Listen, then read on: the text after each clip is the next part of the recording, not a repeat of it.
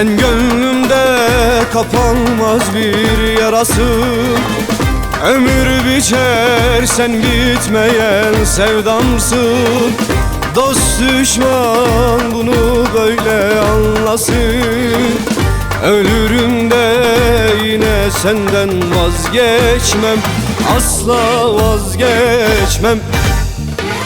Aşkın ile düşsem karakollara, hedef olsan kalleş kör kurşunlara. Cesetim çiğnense atılsa yollara, toprak bile olsan senden vazgeçmem, asla vazgeçmem.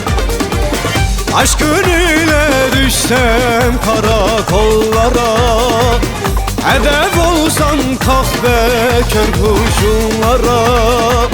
Cesetim çiğnense atılsa yollara, toprak bile olsan senden vazgeçmem, asla vazgeçmem.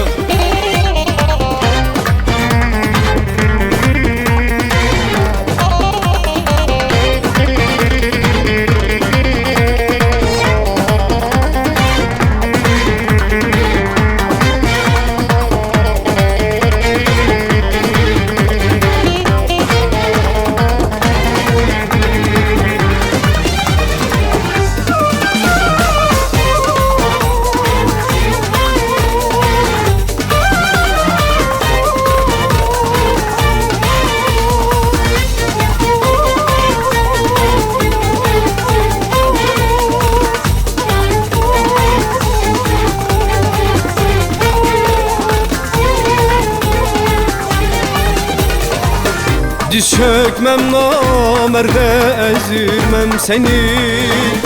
Benden başkasına yar etmem seni. İşte meydan gelip vursunlar beni.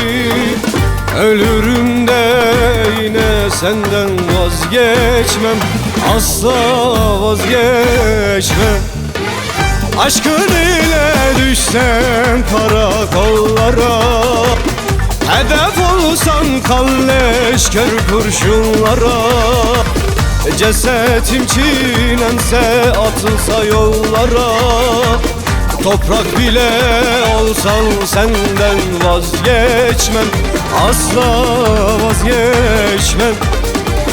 Aşkın ile düşsem karakollara, hedef olsan kahve kör kurşunlara. Cesetim çiğnense atılsa yollara, toprak bile olsan senden vazgeçmem, asla.